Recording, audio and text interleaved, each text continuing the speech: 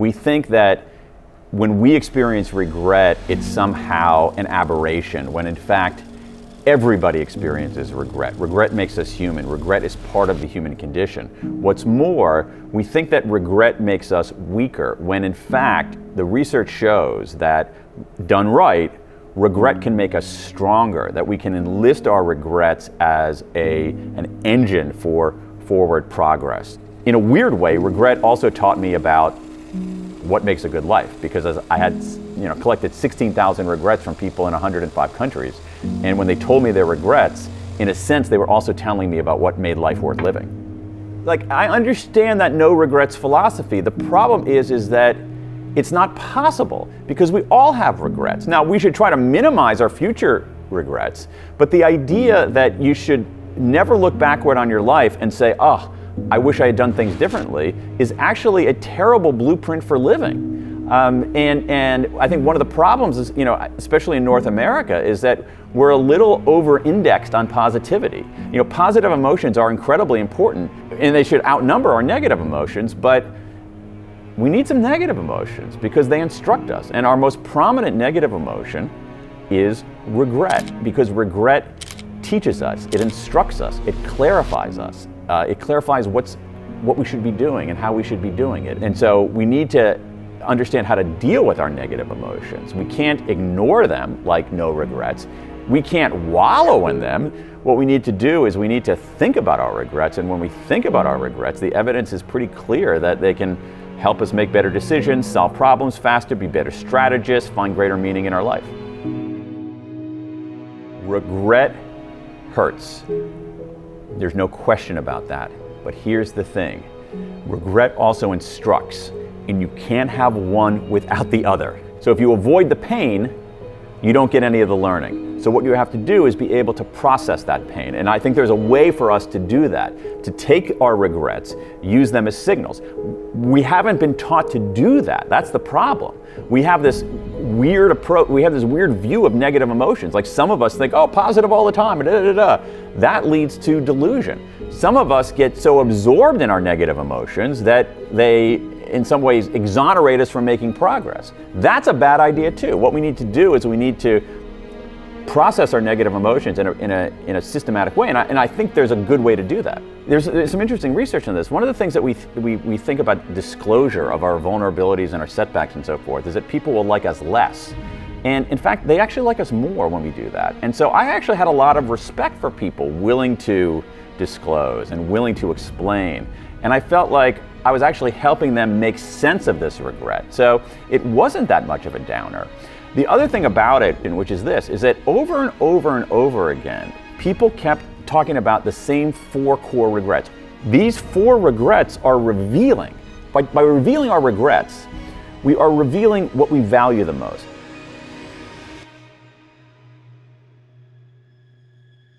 To me, these 4 core regrets operate as a photographic negative of the good life. That is, if we understand what people regret the most, we actually understand what they value the most. So in a weird way, these 16,000 regrets are not a downer as much as they are a pointer to what makes life worth living. The 4 regrets are these: foundation regrets.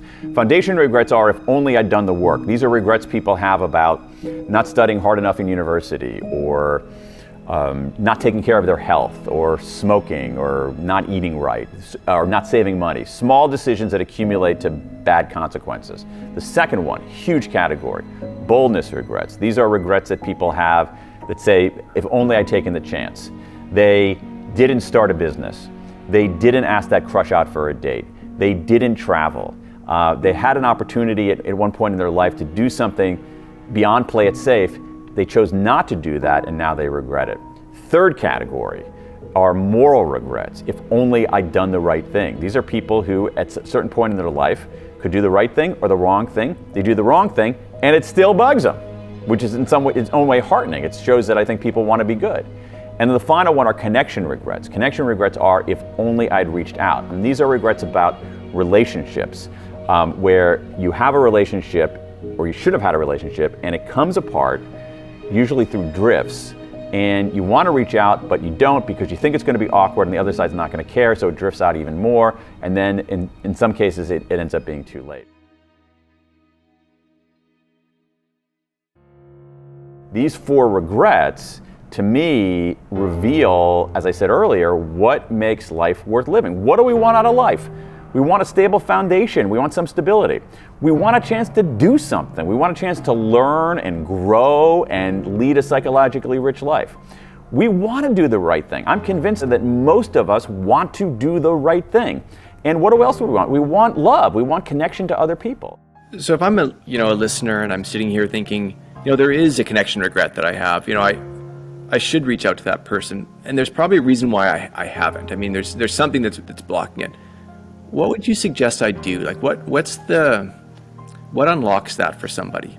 Okay, really, really, really important. Okay, so I think the 2 barriers are this. You think it's going to feel awkward, and you think the other side is not going to care.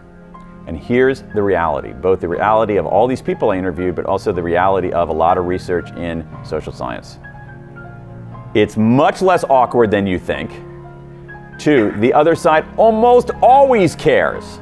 You're just wrong about that. And one of the things that I did, I have a scene in the book where I talked to somebody who's saying, oh, I lost this, I drifted apart from this friend and I'm not sure I should reach out. And if I reach out, she's going to think it's creepy. And I finally said, okay, hold on. How would you feel if she reached out to you? And she said, oh my God, that would be the greatest thing. I'd be so touched. And I'm like, well, hello, extrapolate from your own experience there. And so I really believe if there's a lesson in this book, it's certainly the lesson for me, is that if you are at the juncture that you described, should I reach out or should I not reach out? You've already answered the question. I think the lesson is always reach out. Don't ignore it, don't dodge it, just confront it. It's much less fearsome than you think. And this way that I think that we can process our regrets is very healthy. So, I feel like there's 3 simple steps that you can take to turn your regrets into engines for progress. One of them is to reframe the regret and the way you think about yourself. So a lot of times when we have a regret, one reason that we try to avoid it is that if we really confront it, we start lacerating ourselves, saying, our self-talk is, you're an idiot, what are you talking about? And what we should do instead is, it sounds gooey, but what we should do instead is treat ourselves with kindness. There's a body of research in what's called self-compassion, which is treating ourselves with kindness rather than contempt. Thinking about our own missteps as part of the human condition, not something that only we do. Looking at our missteps not as fully definitional of who we are, but as just one part of who we are.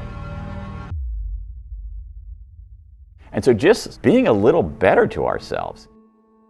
The second thing you can do, which we see, which is a reason why we had 16,000 people offer up their regrets, is disclosure.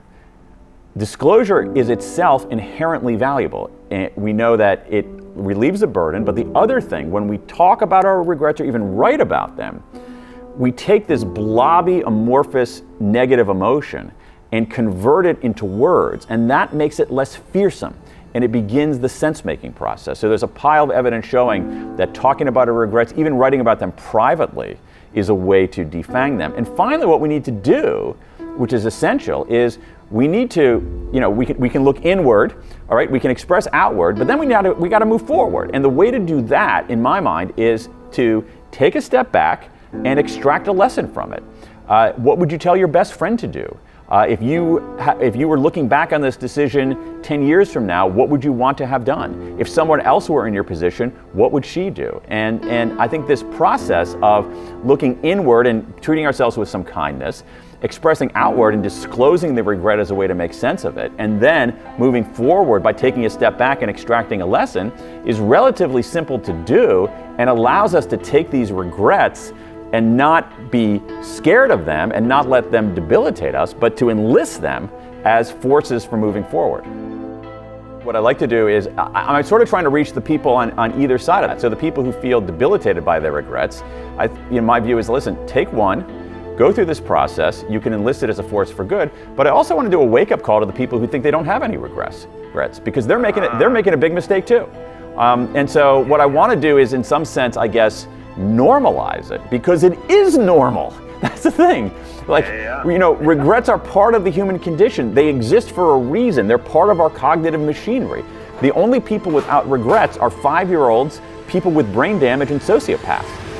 The rest of us have regrets, you know? And so instead of denying that humanity, let's embrace it and use it.